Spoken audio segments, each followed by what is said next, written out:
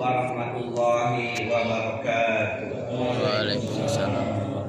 Alhamdulillah wa kafa wassalatu wassalamu ala rasul Mustafa wa ala alihi wa sahbihi wa wala. Asyhadu an la ilaha illallah wahdahu la syarika lah wa asyhadu anna Muhammadan abduhu wa rasuluhu la nabiyya ba'dah. Allahumma shalli ala sayyidina Muhammad wa ala alihi wa man tabi'ahum bi ihsan ila yaumiddin, amma ba'd. Ya ayyuhal hadirun, ittaqullaha haqqa tuqatih wa la tamutunna illa wa antum muslimun. Jamaah rahimakumullah, alhamdulillah, bersyukur kita kepada Allah Subhanahu wa taala yang telah memudahkan kita untuk dapat beribadah kepadanya. Semoga ibadah sholat maghrib kita, sholat sunnah, zikir dan doa kita diterima dengan penerimaan terbaik di sisi Allah Subhanahu wa taala. Amin. Kemudian sholawat dan salam semoga senantiasa tercurahkan kepada teladan terbaik kita, Nabi Muhammad sallallahu alaihi wasallam, tentu kepada keluarganya, sahabatnya dan pengikutnya yang setia dari awal hingga akhir zaman. Allahumma amin. Jamaah rahimakumullah, kita telah berada di tahun 2026. Artinya bergantinya tahun berarti semakin pendek jatah hidup kita di muka bumi ini. Bergantinya tahun berarti kita semakin dekat dengan liang kubur kita. Allah Subhanahu wa taala ingatkan, iqtaraba lin-nasi hisabuhum wa hum fi ghaflatin mu'ridun. Al-Anbiya ayat 1. Telah dekat kepada manusia hari perhitungan amalnya, hari perhitungan seluruh apa yang pernah dilakukannya. Wa hum fi ghaflatin mu'ridun, akan tetapi manusia itu senantiasa lalai bahkan mengabaikannya. Artinya jamaah rahimakumullah, Allah ingatkan bahwa setiap kali bertambah umur kita secara matematika, bertambah umur kita itu berarti semakin singkat jatah yang masih kita miliki untuk beramal soleh. Bergantinya tahun berarti semakin pendek waktu kita untuk mengumpulkan sebanyak-banyaknya bekal untuk kehidupan keabadian. Tapi Allah tegaskan manusia kebanyakan lalai bahkan mengabaikannya, menjadikan pergantian tahun untuk hura-hura, untuk pesta, nyanyi, begadang, joget-joget, bakar singkong, bakar jagung, bakar ikan, bakar ayam. Sama lah seperti ulang tahun. Kalau kita ulang tahun itu jamaah, berarti kan semakin sedikit sisa usia kita. Tapi kita merayakannya dengan gembira nyanyi-nyanyi, kan jadi aneh. Tinjauan agamanya seperti itu. Allah telah ingatkan kalau berganti tahun semakin dekat kita dengan hari perhitungan amal, maka sudah semestinya yang kita lakukan adalah muhasabah, merenung, tafakur, memikirkan, menghitung-hitung, mengaudit diri kita, mengaudit diri kita masing-masing. Kita tidak diperintahkan mengaudit amal orang lain. Kita jangan sibuk ngurusin orang lain. Jangan sibuk sipulan enggak sholat sipulan enggak. Kita diperintahkan untuk mengaudit diri kita, menghitung-hitung amal-amal kita, mengevaluasi, introspeksi, tafakur, merenungkan apa yang telah kita perbuat untuk hari akhirat kita. Dan Allah perintahkan kita untuk muhasabah, berhitung-hitung, mengaudit diri kita masing-masing. Dalam Quran surat Al-Hasr ayat 18 Allah berfirman, ya ayyuhallazina amanu taqullaha wal tanzur nafsum ma qaddamat lighad wattaqullaha innallaha khabirun bima ta'malun. Ini ayat sering dibaca para imam. Tapi kadang kita nggak pernah mengerti artinya dan nggak pernah mengkajinya. Apa sih ayat itu? Wahai orang-orang yang beriman, bertakwalah kamu kepada Allah, dan hendaklah setiap diri kita memperhatikan, merenung, menghitung, mengaudit seberapa banyak bekal yang telah kita kumpulkan untuk hari akhirat kita. Jadi Allah menyuruh kita menghisab diri kita sebelum datang hisab dari Allah. Kalau kata Umar bin Khattab radhiyallahu anhu, sahabat Nabi itu, yuhasabu anfusakum, hisablah diri kalian masing-masing qabla an tuhasabu, sebelum datang hari penghisaban. Jadi kita ini diminta oleh Allah untuk menghitung-hitung, mengaudit diri kita supaya tahu ada nggak sih peningkatan amal soleh, ada nggak sih peningkatan ketakwaan kita kepada Allah dengan bertambahnya umur. Kalau kita nggak pernah muhasabah, kita merasa sudah jadi orang baik hanya dengan mengandalkan sholat 5 waktu, tahajud, puasa sunnah. Kalau kita nggak pernah muhasabah, kita menganggap kita sudah pada track yang benar. Padahal kata para ulama Quran menafsirkan ayat tadi, tidak mungkin seseorang bisa meningkatkan takwanya kepada Allah kecuali dengan muhasabah. Sehingga di satu ayat ini Allah sebutkan 2 kali perintah bertakwa. Ya ayyuhallazina amanu taqullaha wal tanzur nafsum ma qaddamat lighad wattaqullaha. Ulang lagi. Wattaqullaha innallaha khabirun bima ta'malun. Kata ulama Quran, kenapa Allah menyebutkan 2 kali perintah takwa diselingi tengahnya dengan muhasabah? Maknanya adalah enggak mungkin seseorang paham tentang dirinya, perubahannya, ketaatannya, keikhlasannya kepada Allah Subhanahu wa taala kecuali kalau dia sering muhasabah, merenung, tafakur, introspeksi diri, evaluasi diri. Yang seharusnya bukan setahun sekali, tapi tiap hari, kata para ulama. Menjelang tidur kita 2-3 menit duduk di tepi ranjang itu merenung apa sih yang saya kerjakan sejak bangun tidur sampai mau tidur lagi. Dihitung-hitung apa amal kebaikannya, apa keburukannya. Kalau udah ketahuan, oh berarti besok saya mesti memperbaiki diri. Ditambah kebaikannya, dihilangkan keburukannya. Jadi tiap hari harus. Nah, jazakumullah. Jadi kalau kita tidak pernah merenung, mengaudit diri kita, kita tidak tahu seberapa tinggi keimanan kita. Kita tidak tahu seberapa bagus akhlak kita. Kita tidak tahu seberapa ikhlas amal-amal soleh kita.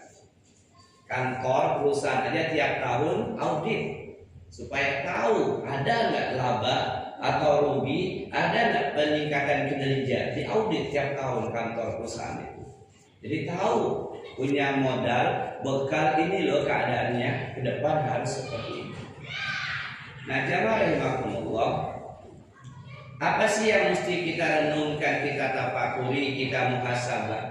Ada banyak poin, tapi saya ambil poin yang nomor 1 yang harus kita renungkan. Kita pikirkan, kita evaluasi, yakni tentang ibadah hati. Ibadah hati, amalan hati, amalan batin, itu istilah lainnya. Dan amalan hati yang paling tinggi kedudukannya adalah niat. 4 huruf saja, niat. Seluruh amal yang kita kerjakan, sholat, puasa, zakat, sedekah, ngaji, seluruhnya tidak akan ada artinya di sisi Allah kalau niatnya salah.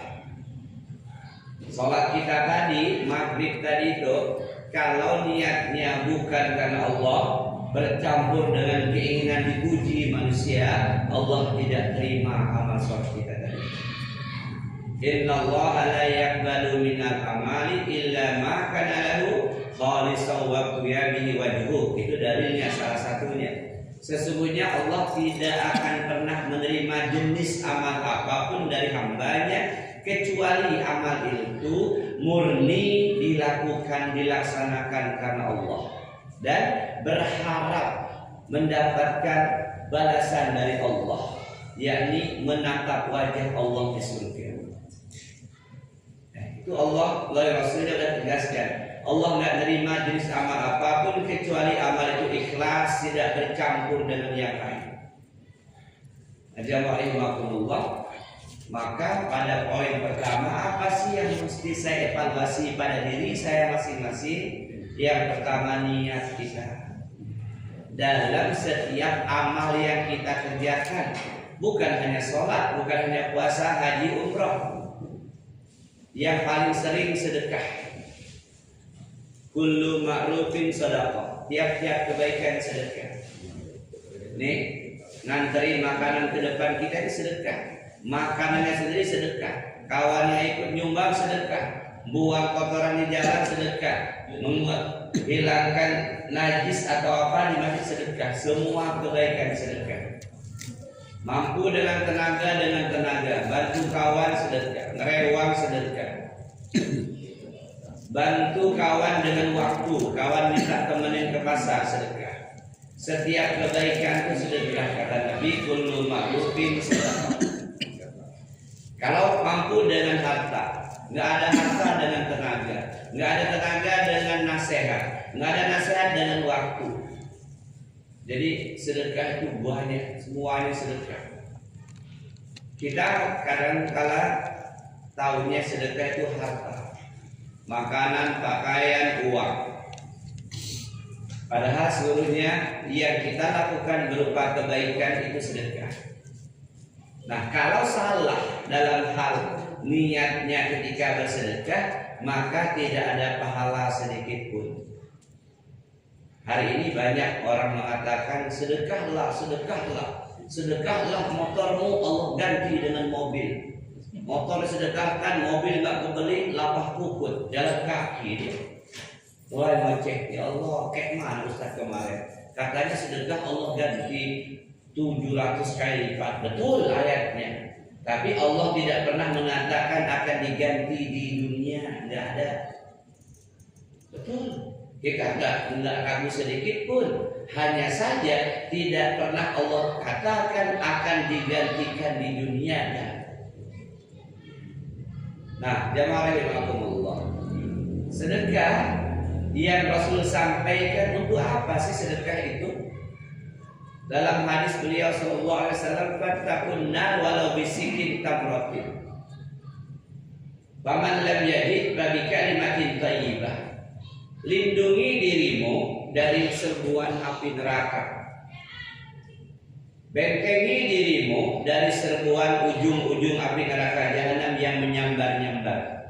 Wa in minkum illa wariduha, kata Allah. Tidak seorang pun di antara kalian pasti mendatangi neraka lewat di atas jahanam. Ujung api neraka jahanam menyambar-nyambar. Kata Nabi seperti gancu, seperti panci. Nah, untuk benteng pertahanannya, tamengnya, di antaranya kata Nabi, fattakunna walau bisikin tamratin. Bentengi dirimu dari serbuan api neraka, walaupun kamu hanya mampu bersedekah setengah butir kurma.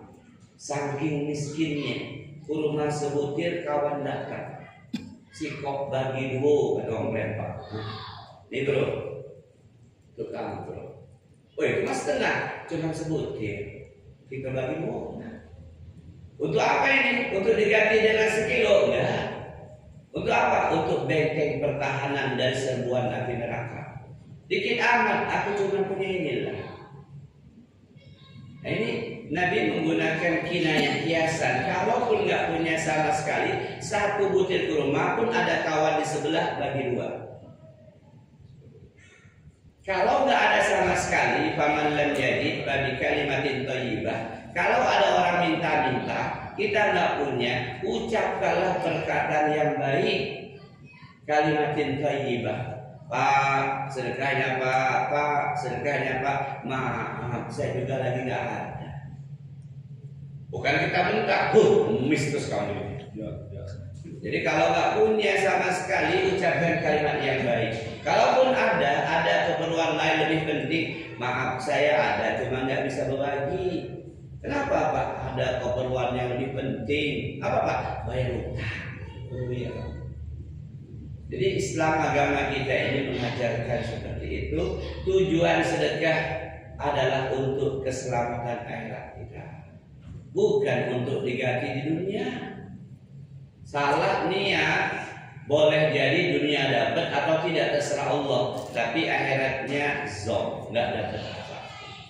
Sementara kita berharap kehidupan akhirat itu yang kita dapatkan adalah kebahagiaan surganya Allah. Nah, jamaah rahimakumullah, dalam hadis lain sedekah yang kita keluarkan apapun bentuknya, tenaga, pikiran, nasihat, waktu, uang, harta kita, makanan, pakaian dan sebagainya. Yang kedua, kata Rasulullah SAW itu, kullu mri'in fi zilli shadaqati hatta yudha bainan nas. Tiap-tiap kalian akan berteduh di bawah sedekah kalian masing-masing sampai selesai persidangan manusia pada hari kiamat. Jamaah rahimakumullah, kita ini akan berdiri di padang mahsyar. Ada yang sampai di khamsina alfasana, 50.000 tahun jedor, nunggu sidang dalam keadaan telanjang tanpa alas kaki dan laki-laki belum bersunat. Tinggi kita 60 hasta, setinggi Nabi Adam kurang lebih 28 meter. Mataharinya 1 mil di atas kepala kita. Kita diberi kekuatan oleh Allah bertahan sesuai dengan tingkat amalnya ketika masih hidup ini. Kata Rasulullah, ada orang keringatnya sampai mata kakinya, sampai betisnya, lututnya, pahanya, perutnya, dadanya. Ada yang keringatnya pas sampai lubang hidungnya. Nunggu sidang.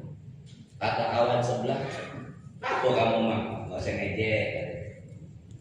Gambarannya seperti itu. Wallahu a'lam, aslinya kita belum tahu. Nabi sampaikan, ada yang tenggelam dalam keringatnya, berenang, terus menerus nunggu sidang. Tapi ada orang-orang yang nunggu sidangnya tenang, tentram. Kenapa?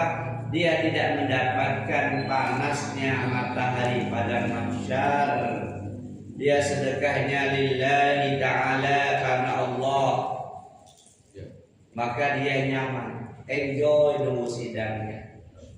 Nah, jamaah rahimakumullah, sidang dunia aja nunggunya lama, berminggu-minggu, berbulan-bulan, apalagi sidang akhirat. Nah, jamaah rahimakumullah, orang-orang yang bersedekah ikhlas karena Allah, pada poin kedua ini kebaikannya untuk akhiratnya, tempat dia bernaung, karena tidak ada sewaan taruk nanti, tidak ada pohon, bumi Allah bentangkan datar, tidak ada lembah, tidak ada gunung, warna pasirnya putih kemerah-merahan. Semua berdiri menunggu sidang masing-masing. Berapa lama? Wallahu a'lam bishawab, tergantung amal-amal kita ketika di dunia ini. Nah, jamaah rahimakumullah, jadi bab sedekah ini, dan sedekah diberikan pahala sesuai dengan persentase dari aset masing-masing. Ini perlu kita pahami, karena kadang orang yang nggak punya minder dia. Nggak usah, saya malu, cuma 5.000. Loh, di dompetnya cuma 10.000. 5.000 dia keluarkan, sedekahnya berarti 50% dari aset di dompet itu. Kalau orang kaya, dia sedekah 100.000, di dompetnya 10 juta. Hanya berapa persen?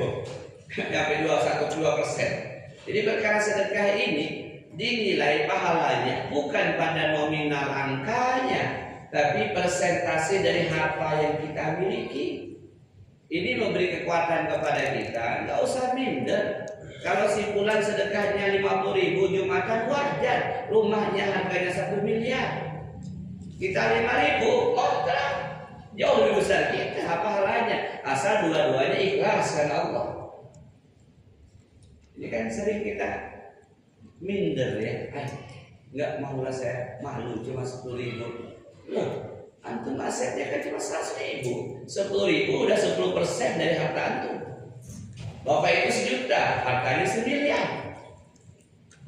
Cuma 1% doang, antum 10% jauh lebih tinggi dari simpulan itu. Nah ini perkara sedekah yang menyangkut harta. Ketika keduanya ikhlas, lihat mana persentase yang dia keluarkan berbanding dengan harta yang dia miliki. Nah, jamaah rahimahullah, kalau Abu Bakar As-Siddiq 100%. Waktu Nabi akan berangkat ke perang, kalian mau nyumbang apa? Aku serahkan semuanya, kata Abu Bakar. Gak ada yang melawan Abu Bakar. Abu Bakar, apa yang kau sisakan untuk keluargamu? Aku serahkan sama Allah dan Rasulnya. Itu imannya Abu Bakar yang ditiru ya. Umar berapa? 50% dari aset Rasulullah. Nah, jamaah Allah, itu contoh bab niat yang amalnya sedekah. Contoh kita sering sedekah tenaga. Sedekah tenaga plus waktu. Apa? Jadi panitia pesta. Ngerewang. Tetangga kita pesta, kita panitia, diminta, ada listnya. Ini kalau niatnya bukan karena Allah, hanya sekedar tradisi, kebiasaan, biasanya kerjanya nggak maksimal. Tamu datang, beben aja lah, kita ngelangkah pempek sama es dawet dulu. Ya. Jadi itu sedekah. Sedekah apa? Sedekah waktu, kita luangkan waktu kita bantu saudara kita, tetangga kita hajatan. Sedekah apa? Tenaga, kita angkat kursi sana sini, melayani tamu yang datang. Silakan Pak, silakan Pak. Kalau ikhlas karena Allah, luar biasa. Tempat kita bernaung nanti, Allah jadikan apa bentuknya terserah. Untuk membentengi dari azab api neraka, sedekah ngerewang tadi. Kalau betul niatnya ikhlas karena Allah, berharap untuk keselamatan akhirat, untuk kebaikan di akhirat. Tapi kalau ngerewang bantu tetangga itu hanya tradisi, hanya kebiasaan kita, ya nggak ada. Dan biasanya kalau hanya sekedar nggak enak karena dia pernah ngerewang tempat saya, maka kerjanya nggak maksimal. Yang penting datang setor muka, melayani tamu 1-2 udah duduk. Habis itu mbak pepek telur dulu sama es dawet. Padahal kalau dia sungguh-sungguh dilakukannya serius dengan berharap untuk kebaikan akhiratnya, itu mantap betul. Karena mungkin dengan uang dia nggak punya untuk membantu untuk sedekah hadiah. Dengan tenaga inilah saya. Nah, jamaah itu contoh dalam kehidupan keseharian kita. Bab sedekah, niatnya kita cek, kita evaluasi. Jadi ke depan 2026 ini, apapun amal kebaikan yang kita lakukan, cek dulu di hati kita. Karena Allah akan memberikan balasan sesuai dengan apa yang terbersit di hati kita. Kata Rasulullah, innamal a'malu binniyat wa innamal likulli imrin ma nawa. Sesungguhnya setiap amal itu pasti ada niatnya, dan Allah memberikan balasan ganjaran sesuai dengan apa yang kau niatkan. Ini bicara tentang hijrah Rasulullah. Ada tambahan hadisnya, kita bahas. Nah, jamaah rahimakumullah, contoh yang kedua yang sering kita lakukan, sholat malam, tahajud. Kalau salah niatnya, maka yang didapatkan hanya lelah saja. Kalau niatnya supaya warung rame, usaha lancar, anak terima CPNS, atau supaya kedudukan nggak goyang, nggak kena tumbul, nggak kena rolling, hanya kedudukan dunia yang incarnya dengan tahajudnya, boleh jadi dapat, boleh jadi enggak. Tapi untuk akhiratnya dia nggak dapat apa-apa. Apa sebab? Karena sholat malam itu sama seperti sedekah untuk keselamatan akhirat kita. Kata Nabi SAW, ya ayuhan nas, absus salam, wa iqamut ta'am, wa sallul lail wa nasiniyam, tadkhulul jannah bisalam. Wahai manusia, tebarkanlah salam. Ketemu siapapun, assalamualaikum, waalaikumsalam. Kecuali orang yang telah menampakkan kekafirannya, pakai salam gede, ya gak usah salam, kita hello coy aja, pagi bro, pagi. Tapi kalau dia nggak ada tampakan lain, baik yang dikenal atau nggak dikenal, biasakan salam. Ini ibadah yang agung, amal yang luar biasa, jamaah. Yang kata Nabi, di antara tanda-tanda hari kiamat semakin dekat itu, banyak orang nggak suka mengucapkan salam. Jangankan dengan orang yang nggak dikenal, yang dikenal pun nggak suka mengucapkan salam. Padahal salam ini ibadah yang mulia. Kita kalau bicara ibadah, amal soleh, jangan hanya mikirkan tahajud, puasa sunnah. Mengucapkan salam, menyebarkan salam ini ibadah yang mulia, yang besar pahalanya. Yang kata Rasulullah, absus salam, sebarkanlah salam. Kalau kita bahas salam itu jamaah, assalamualaikum warahmatullahi wabarakatuh. Semoga Allah memberikan keberkahan, keselamatan, keridhaan kepadamu, istrimu, anakmu, hartamu, pekerjaanmu. Panjang itu kalau dibahas. Maka ucapan salam orang Islam ini luar biasa. Yang hari ini karena maaf mungkin dialognya remeh, enggak ngucapin salam apa. Padahal setiap bertemu dan berpisah maka diperintahkan mengucapkan salam. Memang sunnah mengucapkannya, jawabnya wajib. Tapi dia amal yang istimewa. Yang dulu para sahabat kalau jalan berdua, lalu ada pohon di depannya, pohon kurma, satu lewat kanan, satu lewat kiri, salam lagi mereka. Assalamualaikum, waalaikumsalam. Salam itu menghilangkan ghil-ghil di hati, kebencian, ketidaksukaan. Salam itu kalau kita bahas satu pertemuan 45 menit. Kalau kita bahas kepada siapa mengucapkan salam, bagaimana caranya, apa yang kita dapatkan kalau hanya assalamualaikum, panjang cerita dan kita tidak bahas. Nah, kemudian wa it'amut ta'am, beri makan orang-orang yang miskin, beri makan, kasih mereka makan, bagi sembako ke tetangga. Nah, yang ketiga ini yang bab niat kita sholat malam, baik tahajud maupun hanya qiyamul lail. Wassalatul lail wan nasiniyam, kata Nabi, sholatlah di waktu malam ketika manusia sedang tidur. Apa yang kita dapatkan?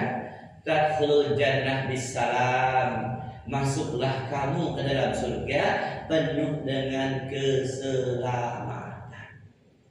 Lewat di atas sirat sampai ke Al-Qantar, lembah yang luas, tempat kita ruang tunggu sebelum menuju pintu surga masing-masing, kumpul di Al-Qantar. Sampai di sini kita selamat, tidak ada cacat luka sedikit pun.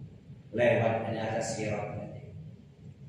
Nah, jamaah rahimakumullah, jadi perkara niat ibadah hati yang paling puncak niat. Salah dalam menetapkan niat di hati kita, maka tidak ada kebaikan akhirat untuk kita. Walaupun tahajudnya tiap malam, kata Rasulullah, ada orang yang konsisten tahajud, tapi dia tidak mendapatkan pahala kecuali hanya lelah saja. Kenapa? Niatnya untuk sekeping kenikmatan dunia. Tercampur niatnya itu, tersyarikatkan, bersyarikat dengan niat untuk dunia, padahal Allah tidak mau disyarikatkan. Jamaah rahimakumullah, kemudian yang sering kita lakukan bab niat ini dalam amal soleh kita. Nah, niat itu amalan hati ya, tidak harus diucapkan. Enggak ada perintahnya melapaskan niat dalam sholat, dalam puasa, itu enggak ada. Dalam sedekah, dalam zakat itu enggak ada. Itu hanya ulama yang membuat kalimat-kalimat itu. Boleh diamalkan, enggak diamalkan, ibadah kita sudah sah. Wan niyatu mahalluhal qalbu bittifaqil ulama. Fa inna wa bil qalbi wa lam yatakal bil lisani ajza'an niyatu bittifaqihim. Sesungguhnya niat itu adalah pekerjaan hati. di dalam hati. Apabila seseorang sudah berniat dalam hatinya, enggak dilafazkan dengan lisannya, dengan mulutnya, maka ibadahnya sudah sah. Itulah kesepakatan para ulama. Saya kalau nggak ada usuli kurang mantap Ustaz, monggo silahkan. Tapi jangan kita menyalahkan orang yang nggak mengucapkan niat dengan dilafazkan. Hari ini semuanya mesti harus dengan niat dilafazkan. Akhirnya banyak orang tidak menjamak sholat ketika safar. Kok nak kamu gabungkan sholat zuhur dengan asar? Kita kan lagi safar jalan jauh ke Bandar Lampung. Aku nggak hafal niatnya belum. Padahal menjamak sholat dalam jalan jauh lebih utama perintah Rasulullah daripada sholat masing-masing, daripada sholat sendiri zuhur dengan asar. Nah, jamaah rahimakumullah, niat dalam hati. Berikutnya apa? Berikutnya adalah sesuatu yang sering kita lakukan. Apa itu? Nyantuni anak yatim, ngasih makan, bayar SPP-nya. Kita tanya kepada hati kita, ini niatnya untuk apa sih? Kalau keliru dalam niat, Pak, kok Bapak mengumpul anak yatim di rumah Bapak? Saya lagi minta doa dengan mereka. Oh, niatnya mengundang anak yatim minta didoakan, ada tujuan dunia. Kenapa Pak? Anak saya mau ujian skripsi besok. Mengumpul anak yatim, niatnya nanti minta doa dari anak yatim itu. Ada lagi niatnya, kenapa Pak? Nyantuni anak yatim, saya lagi mau buka usaha. Udah salah niat dia. Lalu untuk apa nyantuni anak yatim? Kata Nabi, ana wa kafirul yatim fil jannah hakadza. Aku dan orang yang menyantuni anak yatim di surga seperti ini. Nabi menggerakkan telunjuk dan jari tengahnya. Wa asara bisababati wal wusta wa farraja bainahuma sayha. Nabi mendekat menjauhkan jari telunjuk dan jari tengahnya. Aku dan orang yang nyantuni anak yatim di surga nanti, artinya berdekatan, bertetangga. Bukan untuk supaya isi singkong kita perbatangnya banyak, bukan supaya anak kita lulus CPNS, bukan supaya usaha kita lancar, tapi untuk supaya di akhirat nanti bertetangga dengan Rasulullah. Nabi yang mengatakan, ana wa kabil yatim fil jannah hakadza. Jamaah rahimakumullah, masih banyak yang lain. Seluruh aktivitas yang kita lakukan yang berupa amal soleh, tanya dulu ke hati kita, ini niatnya apa sih? Kalau Imam Hasan Al-Basri itu berkata, saya, kata beliau radhiyallahu anhu, sebelum melakukan kebaikan-kebaikan, saya tanya dulu kepada hati saya, ini niatnya murni karena Allah atau ada niat yang lain? Kalau murni karena Allah, saya lakukan. Kalau ada yang lain, saya tinggalkan. Saking kuatnya memelihara niat itu. Nah, jamaah rahimakumullah, memelihara, memulai, menjaga niat ini perkara yang berat. Berat karena dalam 3 tahapan. Ketika mulai melakukan, ketika sedang melakukan, setelah melakukan, dalam 3 tempo ini harus stabil. Kalau memulainya betul-betul karena Allah, kemudian ketika sedang melaksanakan, nah ada bisikannya. Mulai ngajinya karena Allah di rumah. Bismillahirrahmanirrahim. Yasin wal Qur'anil Hakim. Tahu-tahu ada suara sendal lewat samping rumah. Kresek, kresek, kresek. Suara lembut tadi ngegas. Inna kalaminal. Wah, kata-kata biar dia tahu gua lagi ngaji. Udah hancur kan? Karena sum'ah, beramal, baca Quran, pengen didengar orang supaya orang lain tahu. Sum'ah termasuk syirik kecil. Beramal tidak murni karena Allah, padahal awalnya karena Allah. Tetapi ketika sedang melakukan amal, pengen didengar manusia. Maka betul kata Nabi, yang paling aku takutkan dari umatku adalah syirkul khafi, syirik yang tersembunyi, yang halus. Apa ya Rasulullah? Ar-riya. Gimana ya Rasulullah? Ada seseorang berdiri sholat, niatnya karena Allah, di perjalanan sholatnya dia merasa ada orang yang melihat sholatnya. Datanglah orang buka pintu, kreok. Nah, ada yang lihat ini. Tadi gerakannya biasa aja, karena ada yang datang maka mulai berubah. Suaranya berubah, gerakannya lebih berubah lagi.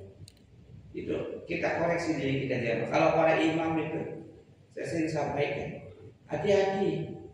Biasanya kalau jamaahnya umum, yang standar pemain inti, suratnya pendek, bacanya cepat. Giliran ada Pak Bupati, Pak Subur situ, suratnya panjang, bacanya sadu. Kenapa? Ada Pak Bu di belakang. Aduh, dan rusakan niatnya. Jadi menjaga niat, memulainya sebelum melakukan, ketika melakukan, dan nanti setelah melakukan. Kalau dua ini terjaga, terkadang kita gagalnya pada poin terakhir setelah melakukan. Contoh, kita nolong orang, kita sekolahkan, kita kuliahkan, sukses dia. Dia udah hebat, nanti datang manusia mas-masin kita. Pak, dulu yang Bapak bantu itu di mana sekarang? Di Jakarta. Wih Pak, kabarnya udah sukses, alhamdulillah. Kok jarang Pak pulang ke Bapak? Iya dia sibuk. Ya Allah Pak, nggak tahu balas budi dia itu. Iya juga ya. Nah, pancing kita.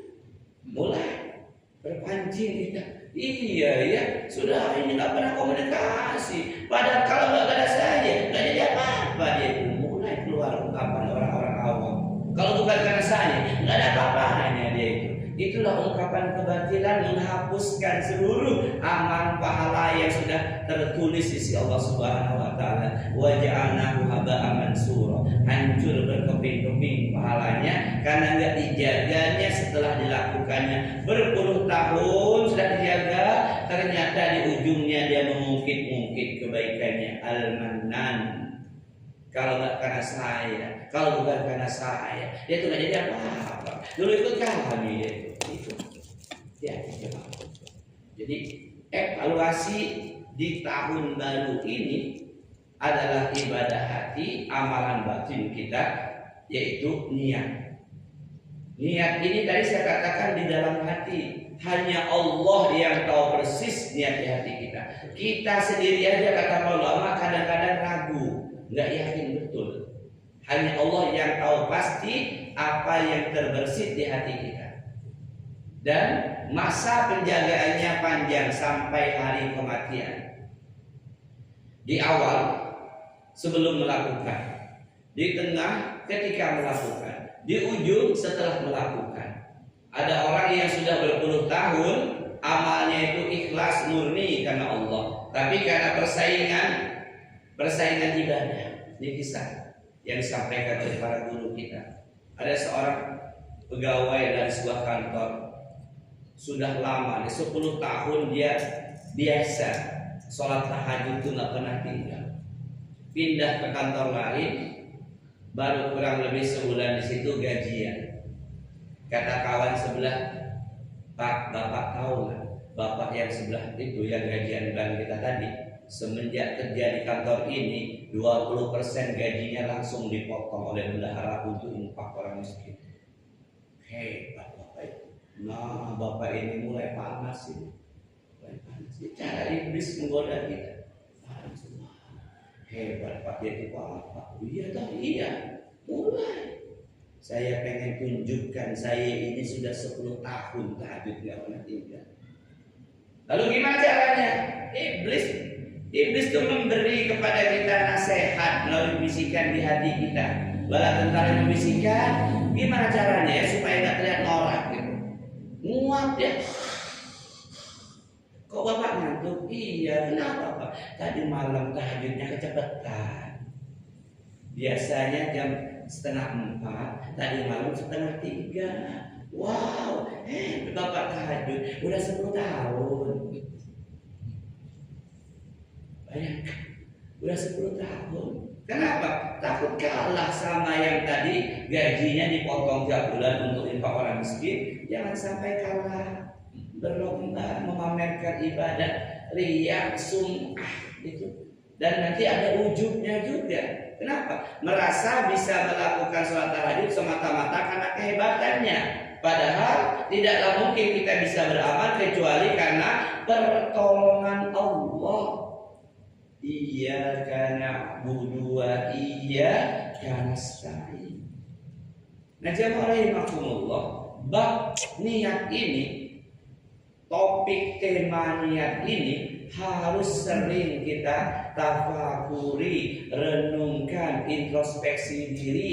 Apakah seluruh kebaikan yang kita lakukan sudah betul-betul murni karena Allah atau masih bercampur dengan tujuan yang lain? Sudah murni karena Allah, di tengahnya dilakukan ikhlas, di ujungnya kadang gagal. Ustadz, gimana caranya? Saya sudah ikhlas karena Allah sebelum melakukan. Ketika melakukan juga mengharapkan kebaikan ganjaran dari Allah. Setelah melakukan setahun 2 tahun saya ikhlas. Tiba-tiba kejadian kayak tadi, gimana supaya pahala yang sudah tercatat, yang sudah terkumpul itu nggak lenyap begitu saja? Nah, kata para ulama, ini usaha, karena awalnya sudah benar, tengahnya benar, ujungnya keliru, yakni mengucapkan zikir yang Rasul ajarkan. Allahumma inni a'udzubika an usyrika bika wa ana a'lam wa astaghfiruka lima la a'lam. Karena memamerkan amal, menceritakan amal, memperdengarkan amal itu termasuk kesyirikan, syirkul azghar. Maka untuk menebus telah hancurnya pahala yang sudah berkumpul tadi, berlindung kepada Allah dan mohon ampun kepada Allah. Allahumma inni a'udzubika an usyrika bika wa ana a'lam. Ya Allah, sesungguhnya aku berlindung kepadamu dari kesyirikan yang tidak aku ketahui, yang aku ketahui. Berlindung. Dan kalimat keduanya, dan aku mohon ampun kepadamu dari kesyirikan yang tidak aku ketahui. Dia nggak tahu, apalagi kalau nggak belajar. Akhirnya dia panas, emosi, diungkapin semua. Oh, saya lebih dari dia. Contoh sederhana seperti itu jemaah bisa kita pahami. Kadang kita main ketemu kawan, dia menceritakan ada foto-foto di rumah.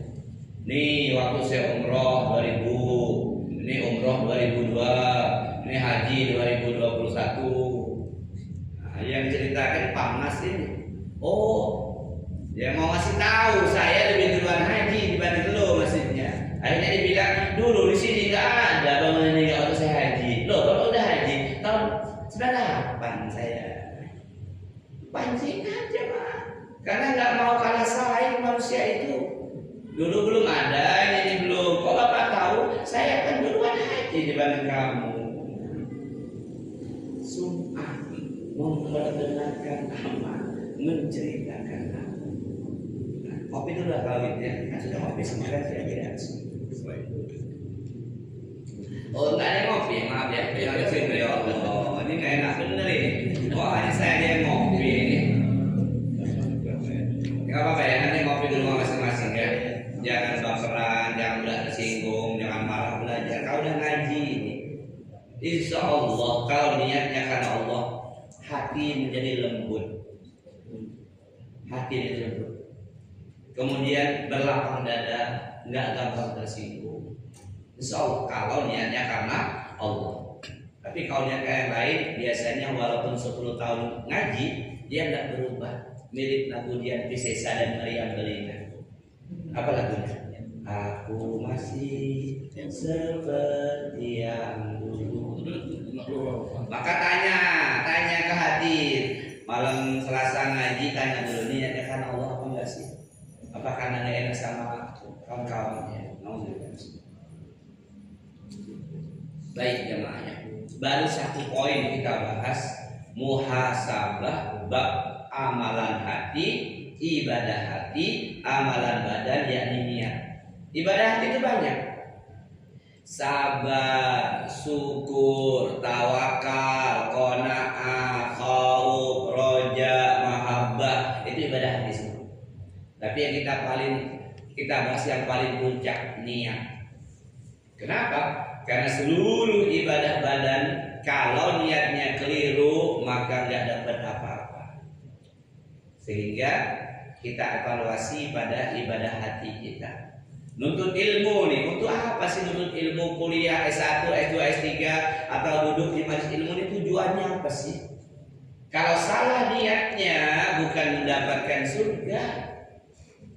Kata Nabi, "Man ta'allama ilma mimma yudawbihu Allah azza wa jalla, la yata'allamu illa nusi ardham minad dunya, lam yajid arbati jannati yaumil qiyamah."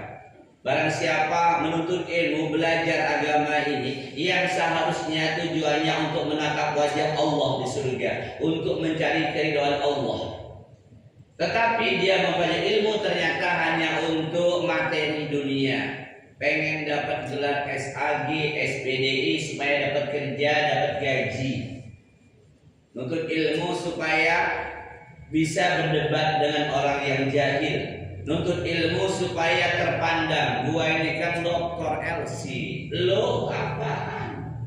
Dalam hatinya nih. Jadi kalau niat untuk ilmunya ternyata hanya untuk kepentingan dunia, lam yajid alfal jannati yaumil qiyamah, dia tidak dapat mencium bau surga. Banyak hadisnya kesalahan dalam menuntut ilmu. Itu bicara akhiratnya. Artinya apa? Dia terancam masuk neraka, dicuci dulu, dibersihkan dulu karena niatnya salah. Niatnya hanya pengen cari gelar SAG, SPD, LC. Niatnya dengan gelar itu hanya untuk mencari kerja, dapat duit, dapat gaji. Nggak ada niatnya itu untuk kebaikan akhiratnya. Nah, jamaah rahimahullah, maka kepada anak-anak kita kasih tahu, nak, jangan kamu sekolah ini niatnya hanya nyari ijazah, juara 1, ranking 1, supaya bisa sekolah tempat favorit. Jangan, niatkan karena Allah untuk kebaikan akhirat kita. Sampaikan. Kita dulu juga barangkali karena ngaji, niatnya waktu SD, SMP, SMA itu mungkin sama lah. Biar anak jadi sarjana, dapat ijazah, bisa kerja. Nggak ada pahalanya zon. Padahal mungkin kita 16 tahun sampai sarjana. Tepos pantat ini duduk. Rugi banget kita. Kenapa? Salah dalam hal niat, bahkan terancam dengan neraka. Nauzubillah. Nanti akan kelihatan seseorang itu ketika dia niat untuk ilmunya hanya untuk dunia, untuk gelar, untuk jabatan, untuk kerja. Ketika kita undang nggak ditulis gelarnya, nggak datang dia. Pak, bapak kan saya undang kemarin anak saya nikahan. Nggak ada undangan. Saya taruh depan rumah bapak lu teras. Oh, memang ada dulu kemarin. Tapi itu bukan saya. Lo kan Ahmad Junaidi. Saya itu Haji Ahmad Junaidi SPDI. Masih contohnya saya sendiri ya. Jangan orang lain disinggung nanti. Yang begini mungkin kita anggap nggak mungkin, tapi fakta berbicara ketika dalam kelompok majlis taklim disebutlah gelar-gelarnya itu, pengurusnya itu, ada yang nggak disebut hajahnya. Protes di grup itu. Woi, kamu orang SPD, SAG ditulis, kok saya hajah nggak tulis? 60 juta, kira kata dia. Serius itu ngomongnya, bukan main-main. Bayangkan. Jadi apa yang kita bahas ini di alam nyata benar-benar terjadi, kata siapa lagu di alam nyata? Ruli Pesolino. Ya, masih ingat Ruli Pesolino? Ruli. Alam nyata apa yang terjadi, buah semangka berdasi. Astagfirullahaladzim. Nah, jamaah rahimahumullah, baru satu poin waktunya habis. Jadi malam ini belajarnya apa? Memperbaiki, mengevaluasi niat-niat yang terbersih di hati kita dalam setiap amal soleh kita. Sudah betul-betul karena Allah atau belum? Puncaknya adalah ketika anak kita tak berbakti sama kita, atau kita anggap kurang berbakti. Jangan sampai kita ungkit. Hapus seluruh kebaikan kita kepadanya. Nanti tak lagi lebaran. Kalau anak kita tak pulang ke kota bumi, pulang ke tempat mertuanya di Bandung, nggak apa-apa. Jangan dikomentari, ya Allah nggak tahu gas budi anak saya ini. Zom pahala kita didik dia, biaya hidup dia, muliakan dia. Ini banyak kejadian. Nanti ada orang yang membisikkan ke rumah kita, wah, mana anak lanangnya? Nggak pulang, lo kan lebaran. Iya, kemana? Tempat mertua di Surabaya. Ya Allah, wah, kan anak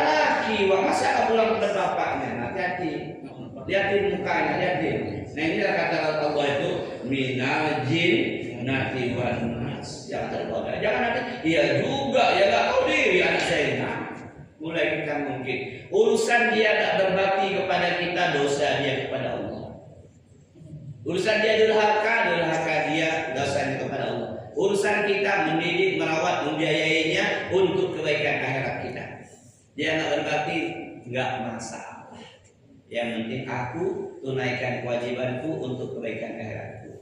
Kita lagi lebaran, hati-hati kalau nanti kita nggak pulang, jangan sampai nanti orang datang ngomporin kita, laju kita terpancing. Ya. Demikian jamaah rahimakumullah, lebih kurang mohon maaf. Kita tutup dengan kafaratul majlis. Subhanakallahumma wa bihamdika asyhadu an la ilaha illa anta astaghfiruka wa atubu ilaik. Wassalamualaikum warahmatullahi wabarakatuh.